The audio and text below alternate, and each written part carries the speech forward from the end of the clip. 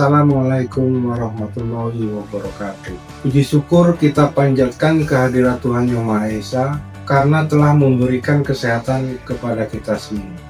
Perkenalkan, nama saya Agus Sudarsono, Sarjana Terapan Pariwisata, Magister Pariwisata, dosen dari Prodi Pengelolaan Perhotelan Politeknik NSC Surabaya. Dan saya hari ini akan melaksanakan proses sertifikasi gelombang 1 yang diadakan oleh Kemendikti Saintek 2026. Saya akan melakukan penyusunan dokumen persyaratan diri dosen dalam unjuk kerja Tridharma Perguruan Tinggi atau PDD UKT-PT. Kemudian pada kesempatan ini saya akan memaparkan salah satu mata kuliah yang saya ampuh, yaitu Front Office Management pada semester 4 tahun 2025-2026 dengan bobot SKS 3. Mata kuliah wajib kode khususnya PP 3418. Media dan alat pembelajaran menggunakan slide, presentasi, formulir praktek, dan contoh dokumen front office. Mahasiswa juga melakukan proses pembelajaran check-in dan check-out tamu dalam section reception dengan sistem PMS, yaitu Property Management System. Mahasiswa juga harus bisa menerapkan prosedur reservasi kamar hotel, menerapkan layanan tamu selama masa tinggal, kemudian strategi penanganan komplain, dan pengambilan keputusan yang solutif. Ketetapan prosedur verifikasi tagihan dan pembayaran. Mahasiswa juga belajar mengenai tahapan dari net audit dan rekapitulasi laporan pendapatan kamar. Dari section operator, mahasiswa juga belajar bagaimana teknik bertelepon yang profesional dan penanganan panggilan tamu. Di section concierge section, penanganan barang tamu dan layanan informasi serta ketepatan, analisis kompetensi, analisis okupansi, tarif kamar, dan strategi peningkatan revenue, serta kerjasama tim dan kelancaran siklus tamu secara menyeluruh. Itu gambaran umum mata kuliah manajemen front office yang saya ampuh.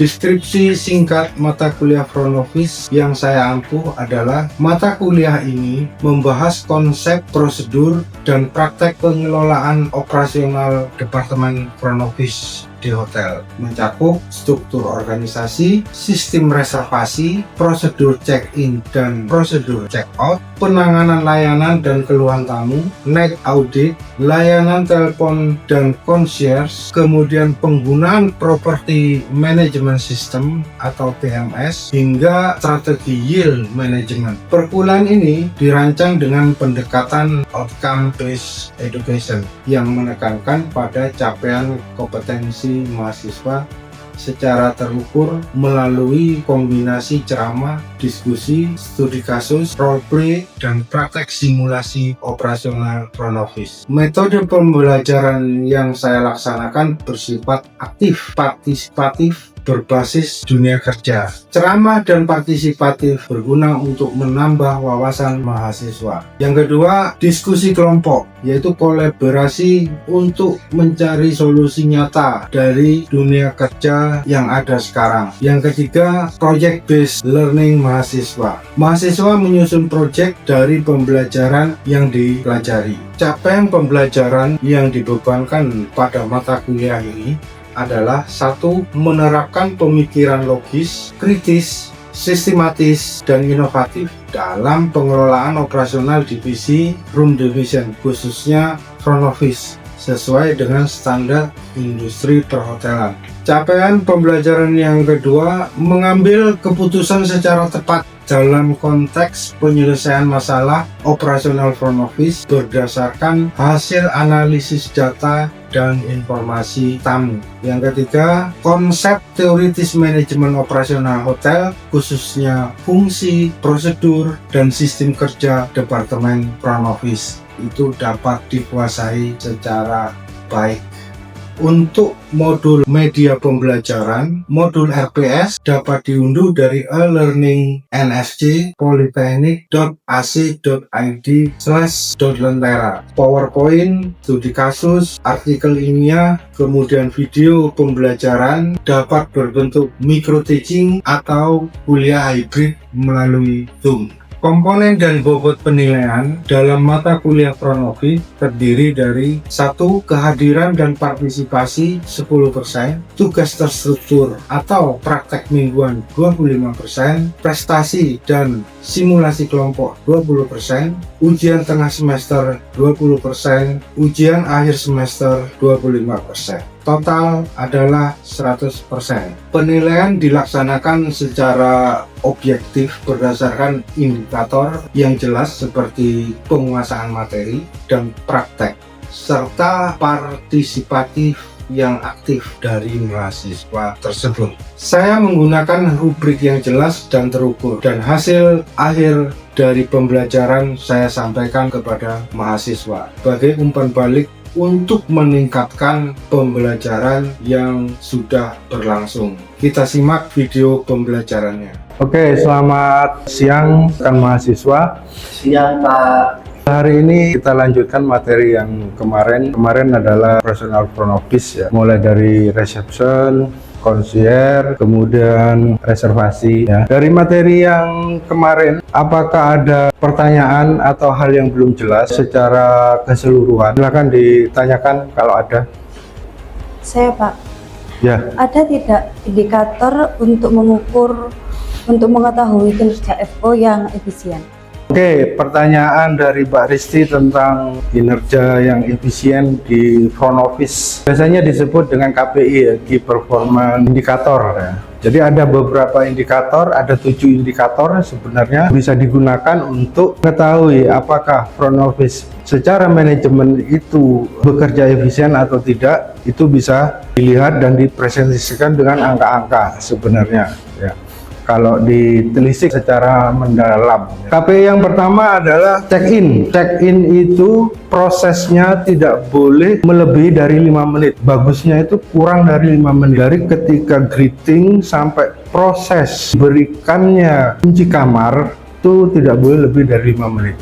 Jadi jangan terlalu lama ya. Yang kedua adalah check out. Check out waktunya harus lebih pendek. Kurang dari 3 menit proses check out harus sudah selesai. Kenapa? Karena proses check out itu orang tamu itu biasanya kalau check out itu ingin cepat pulang, ingin cepat selesai prosesnya. Jadi diharapkan tidak boleh lebih dari 3 menit atau bagusnya itu kurang dari 3 menit. 2 menit itu bagus. Yang ketiga adalah case complaint resolution ya. Waktu dari tamu komplain sampai penyelesaian tidak boleh lebih dari 15 menit. Jadi misalnya ada tamu komplain nginep kemudian AC-nya tidak dingin, dia lapor ke front office misalnya. Penanganannya tidak boleh lebih dari 15 menit. Mulai dari dia komplain sampai memberikan solusi ya. Itu hal yang harus diperhatikan karena case komplain ini akan terjadi setiap waktu di hotel. Di hotel itu nggak ada komplain, tidak ada komplain, itu pasti ada. Jadi komplain itu kayak minum obat ya. Kalau di hotel pasti ada komplain dalam segala sesuatunya. Yang keempat adalah guest satisfaction, kepuasan tamu itu nginep di hotel A, misalnya hotel NSC, apakah dia puas atau tidak? Ya, tahunya dari mana? Dari sosial media, bisa dari Google Review, bisa juga dari, kita lanjutin ke materi berikutnya ya. Okupansi, analisis okupansi. Okupansi itu apa sih? Kelihatan ya? Okupansi, kalau di hotel biasanya ketemu orang hotel tanya hal yang paling common, yang paling umum. Okupansi hotelmu berapa? Oh 50%, oh 70%, 100% hari ini. Okupansi itu dihitung per hari, per week, sampai 1 bulan, sampai 1 tahun. Itu okupansi. Nah, kita dapatkan angka 70%, 80% daily itu caranya dapatnya dari mana? Nah, rumus dasarnya jumlah kamar yang terjual ya, dibagi jumlah kamar yang tersedia dikali 100%. Nanti didapat tingkat okupansi. Misalnya jumlah kamarnya 100. yang terjual 75 kamar. Berapa persen? 75. Ini rumus dasarnya ya. Itu tingkat okupansi. Jadi cari cara okupansi, rumus dasarnya seperti itu ya. Kemudian yang mempengaruhi okupansi itu apa? Musim, peak season, high season, low season. Kalau high season itu ya, misalnya seperti hari raya, hari Natal, weekend, ya, Lebaran, itu high season, liburan. Orang biasanya berbondong-bondong nginep di hotel untuk liburan. Entah pembantunya pulang atau pingin senang-senang ya. Itu peak season namanya, high season, peak season ya. Kalau low season itu hari-hari biasa, biasanya hari Senin sampai Kamis. Senin, Kamis itu low season. Aktivitasnya rendah, okupansinya biasanya juga rendah. Di tinggi itu biasanya mulai Jumat, Sabtu, Minggu itu tinggi. Atau di hari raya, hari Natal dan sebagainya itu tinggi. High season disebut high season. Kemudian lokasi dan aksesibilitas ya. Lokasi hotel tersebut, lokasinya di mana? Kalau di Bali tentu yang dekat-dekat wisata, dekat pantai, itu biasanya akan menentukan hotel itu ramai apa tidak. Aksesnya juga gak ribet, jalannya besar. Nah, itu bagus tuh. Ya, jadi tamu nggak kesulitan. Ada hotel, saya pernah ke Mojokerto, Hotel Melati sebenarnya. Ini aksesnya, hotelnya terletaknya di tengah kampung. Jam 10, kampungnya di portal. Orang nggak bisa keluar masuk karena di portal kampung. Hotelnya letaknya di tengah kampung. Nah, ini aksesnya buruk. Gimana orang kalau mau makan keluar malam-malam? Nggak bisa dia. Pulang terlalu malam juga nggak bisa masuk. Ini aksesnya buruk. Nah, nemu hotel kayak gini susah aktivitas Anda. Kemudian harganya kompetitif. Sesama bintang 3, hotel itu bersaing masalah harga. Rata-rata sama. Tapi yang membedakan apa? Fasilitas. Hotel A, hotel B, hotel C itu beda. Beda-beda dikit, mahal-mahal dikit. Tapi fasilitasnya yang lebih bagus itu biasanya yang dicari selain dari harga tersebut. Kemudian kualitas layanan dan reputasi online. Reputasi online ini taunya dari mana? Oh, hotel A dulu. Kan sering ada review. Oh, tempat wisata A, apa namanya? Jual makanan atau minumannya mahal. Kalau orang Surabaya di Bogok ST 20.000, 50.000. Nah, itu ya. Taunya dari mana reputasi online ini? Dari mana? Layanan ini dari mana? Kualitas layanan dan reputasi online ini udah diboikot bintang 1 dari sosial media. Dikasih ulasan yang buruk di Google, dikasih bintang 1 misalnya tentang layanan di hotel tersebut. Kemudian ada event lokal dan nasional, misalnya daerah Surabaya. Kalau Anda berkunjung ke websitenya di Sparta, ya, Dinas Pariwisata Surabaya ini punya lokal event. Bulan sekian ini ada acara apa di sini, di sana itu ada. Nah, ini yang menarik wisatawan dari dalam maupun luar untuk berkunjung. Kalau mereka berkunjung, gak cukup 1 hari, 2 hari. Nah, mereka akan nginep. Semakin tinggi jadwal event lokal maupun nasional akan mempengaruhi tingkat okupansi suatu hotel. Itu faktor eksternal. Oke ya, ada pertanyaan dari sini? Kalau nggak ada saya terusin ya. Ada nggak? Nggak ada.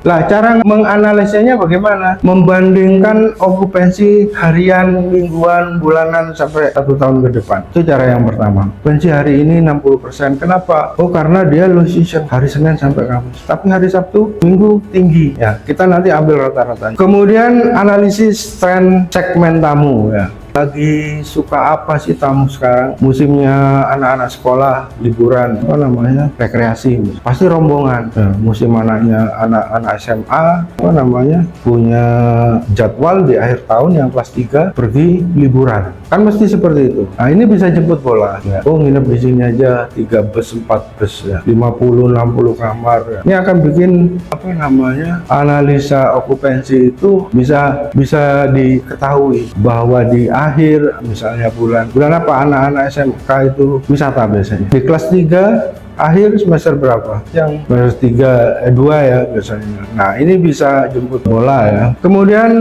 mengidentifikasi pola hari ramai dan sepi. Ya, saya bilang tadi untuk Senin sampai Kamis itu pasti sepi karena kita sebut low season ya. Low season. Kemudian akhir pekan itu biasanya ramai, baru ramai Sabtu Minggu. Jumat Sabtu Minggu itu okupansi tinggi. Kemudian benchmarking ya. Nah, ini benchmarking ini membandingkan dengan hotel-hotel yang sekelas. Hotel kompetitor itu biasanya di setiap hotel itu ada. Dibuat tiap pagi. Ada kumpulan hotel bintang 3, bintang 4, bintang 5. Itu dalam satu lembar. Mereka tukar informasi satu hotel dengan hotel lain. Hari ini hotel NSC okupansinya bintang 3 60%. Apakah yang sebaya dengan NSC bintang 3 ini sama 60%? Apakah lebih tinggi? Tingginya apakah mencolok? Nah, ini bisa diketahui per day ya, per hari bisa diketahui. Nah, hotel kompetitor itu dibuat per hari. Di bawahnya ada ringkasan sampai 1 minggu, 1 bulan, 1 tahun ke depan.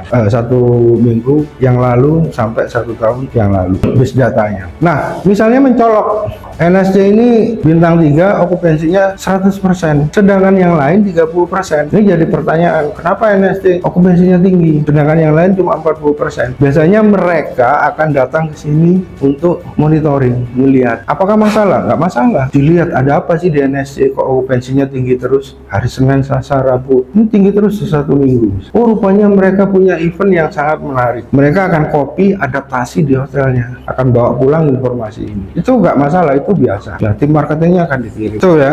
Kemudian kita lanjutkan metrik tarif ya. Recruit. Nah, Anda harus mengerti istilah-istilah yang ada di front office. Recruit itu apa? Tarif kamar resmi yang dipublikasi oleh hotel. Jadi hotel itu punya mekanisme recruit. Misalnya hotel JW Marriott untuk kamar yang paling rendah harganya 700.000 atau 1 juta. Itu ada di website, dipublish secara umum, diketahui secara umum, bahwa harga untuk kamar paling rendah di JW Marriott 1 juta. Apakah kita bisa mendapatkan harga di bawah itu? Pertanyaannya, bisa melalui UTE, melalui kerjasama, ya itu bisa didapat ya. Kemudian ada ADR, Average Daily Rates, rata-rata pendapatan per kamar yang terjual. Rumusnya total pendapatan kamar dibagi jumlah kamar yang terjual. Average daily rates, rata-rata pendapatan per kamar yang terjual. Kemudian ada RevPAR, revenue itu penghasilan per available room, per kamar. Ada RevPAR ya, RevPAR itu rumusnya ini ya, ADR kali tingkat okupansi. Ya, total pendapatan kamar dibagi total kamar yang tersedia. ADR 500.000, okupansi 70%, RevPAR-nya 350. Nah, contoh. Nah, ini istilah-istilah yang ada di front office.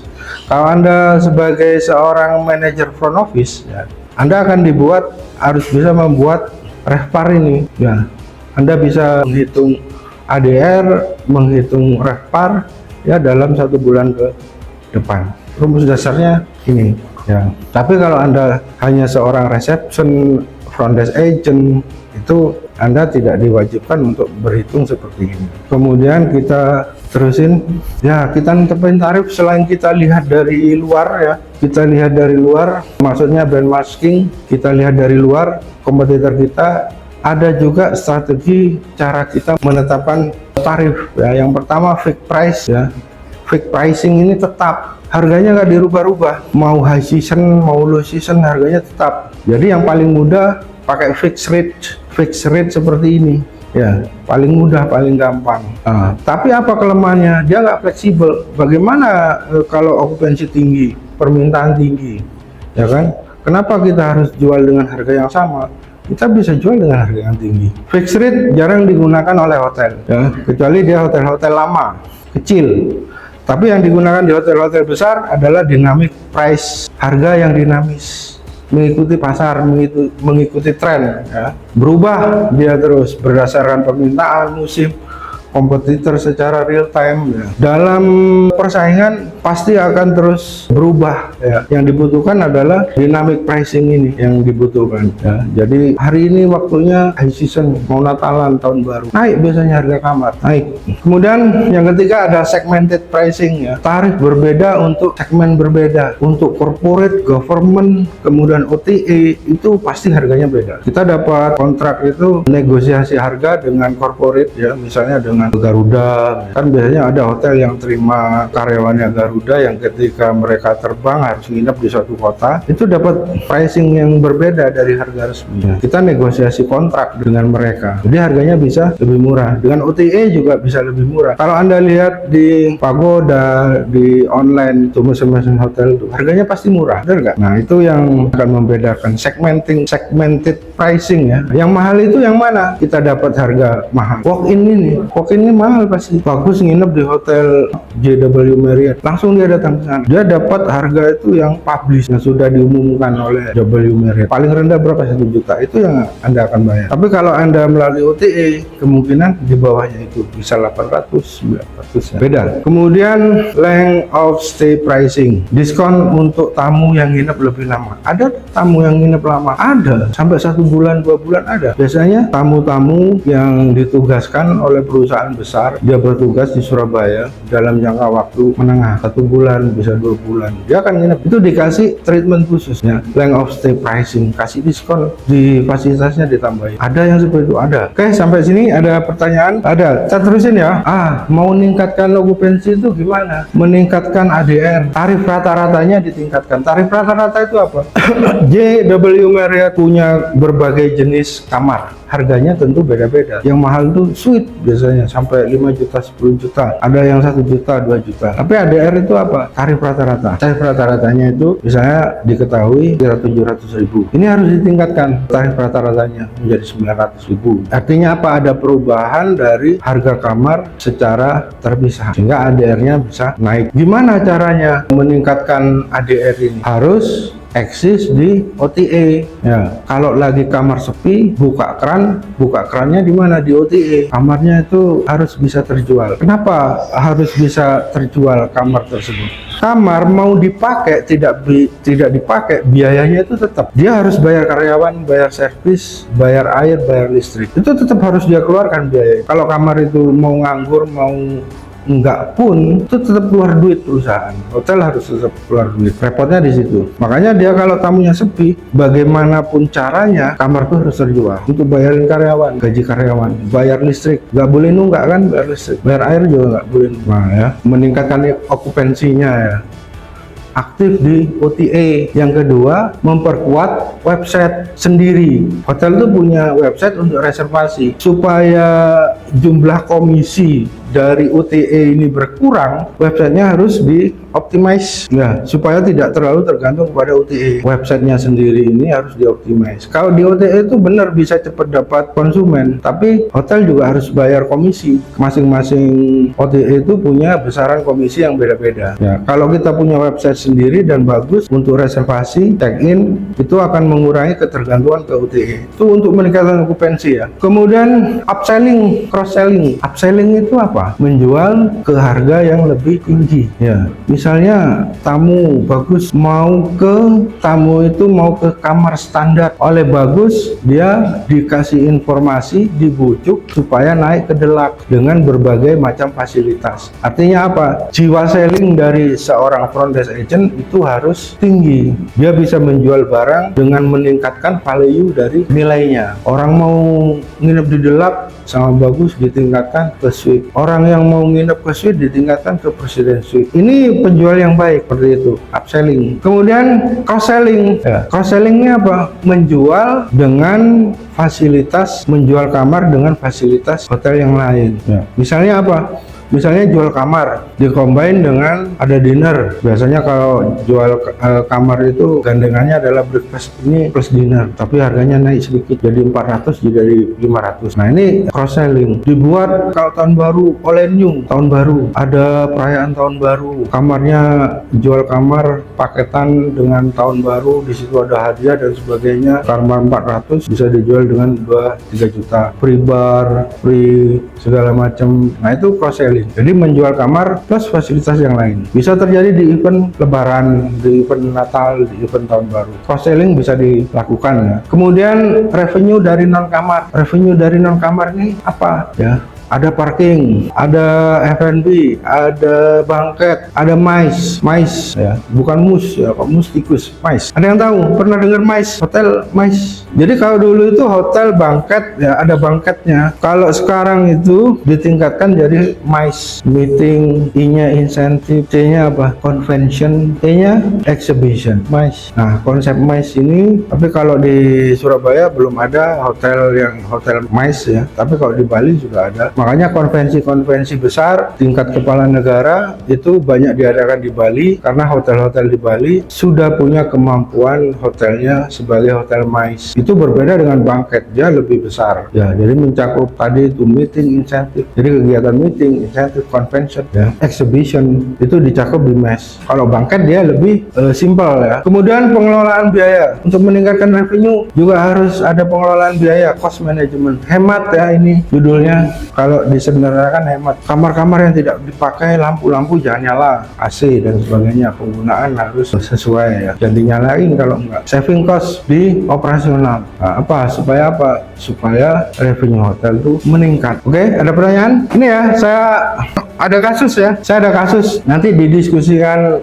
Ini satu kelompok ya, nanti bisa saya kasih waktu 5 menit untuk diskus, kemudian menjawab pertanyaan dari diskusi ini ya. Mengapa weekday selalu sepi pada lokasi hotel strategis di pusat kota? Kasusnya ini, sebuah hotel bintang 3 100 kamar, tingkat hunian 85% pada akhir pekan karena banyak tamu liburan. Okupansi hanya mencapai 35-40% di Senin Kamis. Hotel ini kehilangan potensi pendapatan yang besar karena banyak kamar kosong di hari kerja. Tim penjualan sudah mencoba menawarkan harga murah, tapi tidak menarik minat. Pertanyaannya, mengapa weekday selalu sepi padahal lokasi bagus? Strategi apa yang tepat untuk meningkatkan okupansi di hari kerja untuk meningkatkan citra hotel? Ini saya kasih waktu 5 menit untuk coba diskus mahasiswa ini, bentuk kelompok.